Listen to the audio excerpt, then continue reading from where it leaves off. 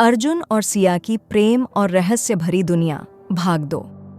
अर्जुन और सिया उस कैफे से बाहर निकले, लेकिन उनके दिलों में अब भी वह पुराना रेलवे स्टेशन और उस रहस्यमयी ट्रेन की यादें ताज़ा थीं।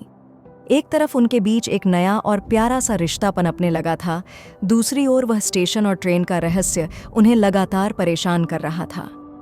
कुछ दिन बाद सिया अपने घर पर बैठी थी और उसने एक बार फिर उस अखबार की कटिंग देखी जिसमें उस हादसे का जिक्र था। 20 साल पहले एक ट्रेन हादसे में कई लोगों की जान चली गई थी और तब से उस स्टेशन को बंद कर दिया गया था। वह सोचने लगी, क्या हमने सच में वही ट्रेन देखी थी या फिर यह सिर्फ एक वहम था। उसी वक्त अर्जुन का फोन आया। उसने बिना कुछ कहे सिया से मिलने को कहा और सिया तुरंत तैयार हो गई। अर्जुन और सिया ने फैसला किया कि वे एक बार फिर उस पुराने रेलवे स्टेशन पर जाएंगे और इस रहस्य को सुलझाने की कोशिश करेंगे। शाम हो चुकी थी और सूरज ढलने वाला था। दोनों के दिलों में हल्का डर था, लेकिन एक जिज्ञासा उन्हें खींचे जा रही थी। जब वे स्टेशन पहुंचे तो सब कुछ वैसा ही था जैसा कुछ दिन पहले देखा था। वीरान, सुनसान और एक अजीब सा माहौल। दोनों धीरे धीरे प्लेटफॉर्म की ओर बढ़े। यहाँ कुछ न कुछ जरूर है, अर्जुन ने धीमी आवाज में कहा। मुझे लगता है कि हमें उस रात जो हुआ था उसे और गहराई से समझना होगा। सिया ने हामी भरी, लेकिन उसकी आंखों में डर साफ दिख रहा था। वे प्लेटफॉर्म के पास पहुंचे तो अर्जुन की नज़र एक पुराने कक्ष पर पड़ी जो उस दिन बंद था, लेकिन आज दरवाज़ा थोड़ा खुला हुआ था। अर्जुन ने सिया का हाथ पकड़ा और धीरे से उस कमरे की तरफ बढ़ने लगा।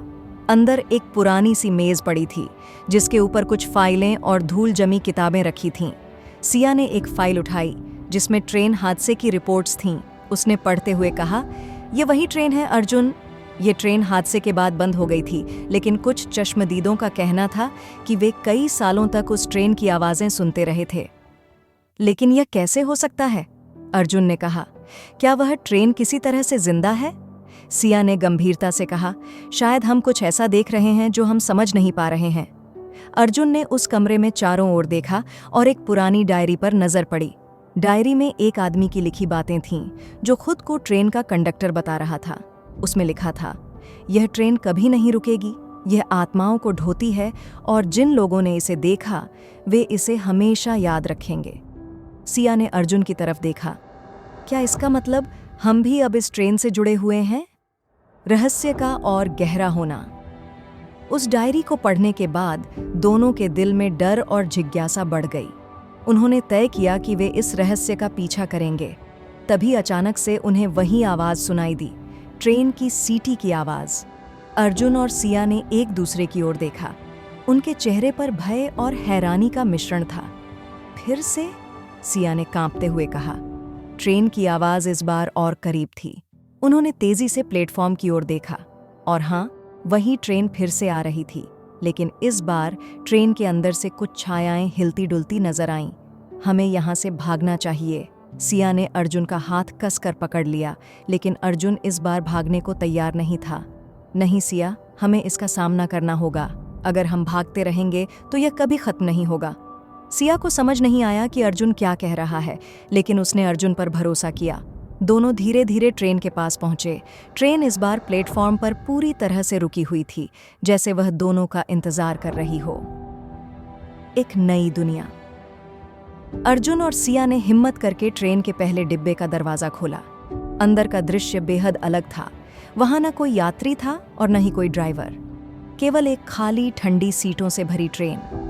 लेकिन जैसे ही दोनों ट्रेन के अंदर कदम रखे, दरवाजा अपने आप बंद हो गया और ट्रेन अचानक से चलने लगी।